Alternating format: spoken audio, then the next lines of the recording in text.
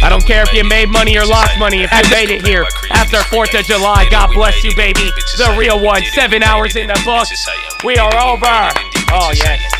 I love it. I love it. God bless you, baby. GG. Come on, I need a GG. The real ones. If you playing with real money, I need a GG. If you're really in the game, I need a GG. If you feel offended or if you feel forgiving, I need a GG. Everybody. I'm so love, I'm so smart, I play dumb. Let's go, baby. Oh, I see you too, Twitch. I see you too, GG. All the real ones. Working on their craft, baby. How you feel, Chad? Welcome to July. Oh, they don't feel me. They don't feel me, baby.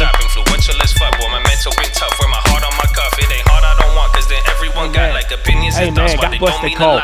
Chad, what a day. What a day. He's green. It barely moved. Oh, okay, cut it. So ladies and gentlemen, boys and girls, how do you feel, man? How you feel? I need my GGs. I need you to know how much we love you. Again, I hope you guys check out the links and all of it. Thank you for being here. All the members, non-members, stream alerts, every single one of you. If you came in here with the right attitude, I love you. But tell me, how you feeling? How do you feel, man? How do you feel with the dollar today? Are you ready? I got a good watch list for you now. It sucks. I'm clapped a little bit today, but I'm excited. I'm excited. Are you buying that or calling the bluff on the dollar? I'll buy something related to it. I mean, I just know that is a very, very big one. A very, very big one. So drop your 1.8, baby. Horn. God bless the Colt. God bless. Give me all the dollar. I feel all right. It's good, man. I feel prepared. I think that's the best way to put it. You know what I'm saying? I feel prepared, so I'm ready to go. But Chad, God bless all of you. Thank you for giving me that opportunity today. Thank you for supporting the channel, holding it down, whether you got a membership badge, stream alerts or not. Again, the people who show up with a positive attitude, ready to work every day. It's good to see you after the holiday. We love you, but Chad, I am happy for you. I got to get going. I'm very, very clapped. I have to hit up that bathroom one more time again. Today is a very, very rough schedule, but I love you. Thank all of you for being here. Check out the links, and just again, before I slip out of here, can I just remind you why we're here? And why we keep going, and why we don't quit, and why we feel prepared, even in the middle of the storm, baby. Why? Finger to the sky, baby. To God be the glory, and through the grace of God alone. Amen. Amen. Yes. I know. God bless, baby. But for real, I love all of you guys. Again, I wish I had more time. I think tomorrow is going to be a better day, so we'll be good. But I love you, Chad. I got to get going. I will still see you on the watch list. So have a wonderful day, man. God bless Chattadonia. I love you guys, and peace out. Oh, wait. How can I still do this voice? Oh, okay. I want a fat pony with minutes and the dollar. Okay, love you. Bye. No, wait, where am I? Hold on. Wait, am I awake? Oh, okay, I love you. Good morning.